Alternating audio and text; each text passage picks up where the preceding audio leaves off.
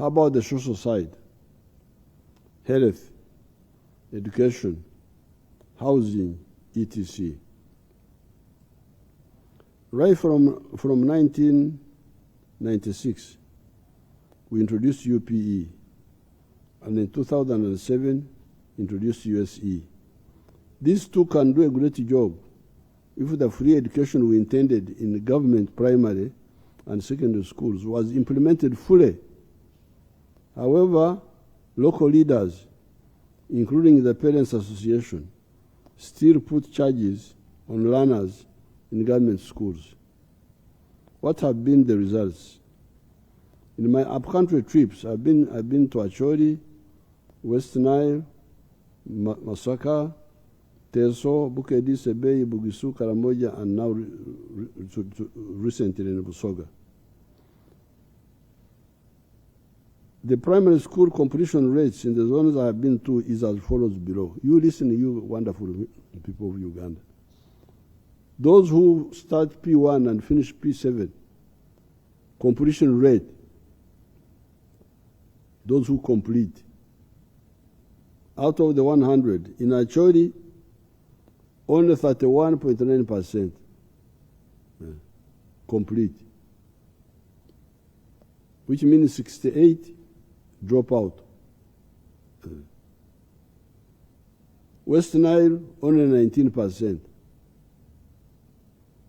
Bukedi, only 20%.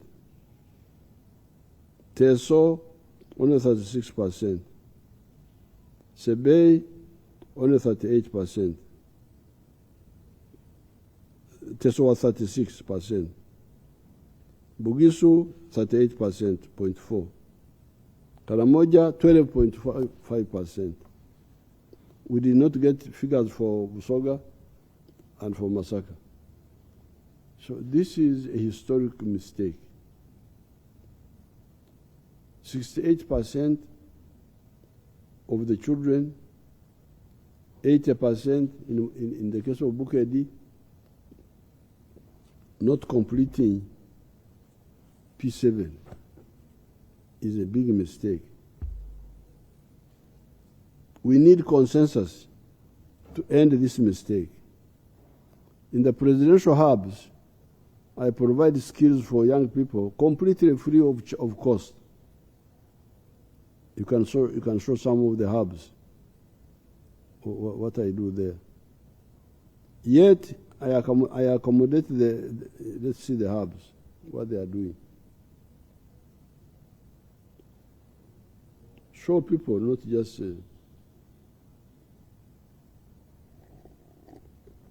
those are the products they are doing.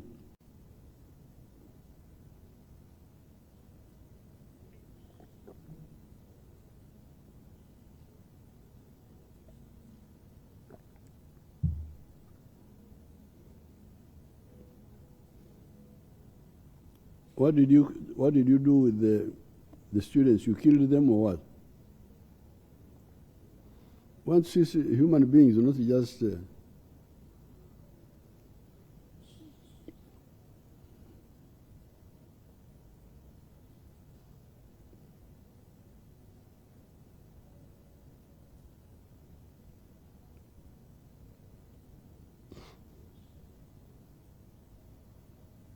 now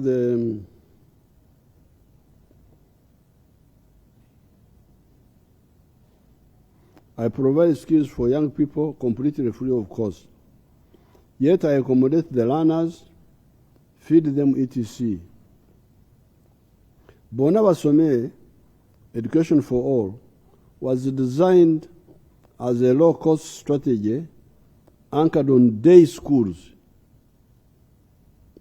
Do not mix up education with sleeping, eating, etc. Let the schools be near the learners in the parishes for primary schools and sub-counties for secondary schools, so that the learners walk from home to school or cycle from home to school and go back home. This was the whole strategy. Amagezi gomunaku. Okekereza. how can we provide affordable education for all?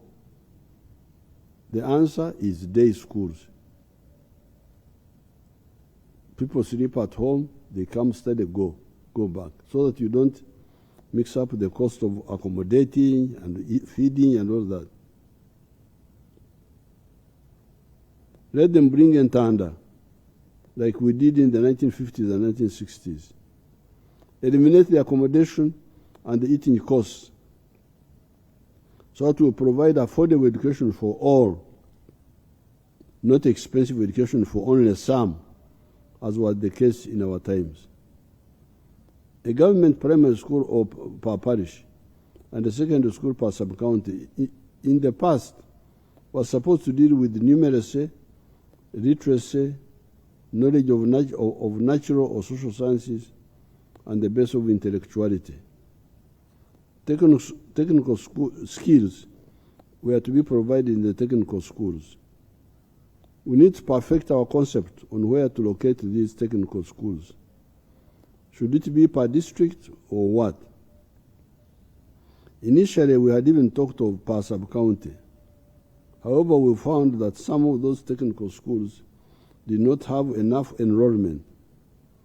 I remember the case of Rutungu, near my farm in Ikisozi, or Birembo in Bunyoro. We decided to, in the meantime, focus on the district for the technical schools and vocational schools. There are now 843 technical and vocational learning centers in Uganda, without counting the recently built industrial hubs by the presidency. Fortunately, however, there is the new concept of the new school curriculum that seeks to tackle the heads, the hearts, and the hands of the learners by dealing with knowledge, spirituality, and skills. This is the new curriculum. They aim at your head, it aims at your heart, it aims at your hands. What can you do with your hands?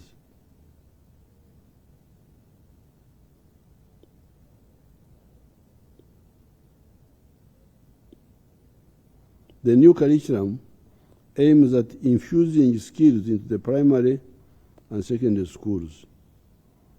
That this not consolidate education, go to the primary school in your parish and the secondary school in your sub-county and study free if they are government schools. If they are private, the children will pay because the parents voluntarily choose to do so because they can afford. With the government schools, the children will study free of cost. It will also be cheaper for the government to support education because it will concentrate on paying the teachers, building the classrooms, building the laboratories and the teachers' houses, and providing textbooks. The government should not burden itself with building dormitories, feeding learners, providing for their showering, etc., etc.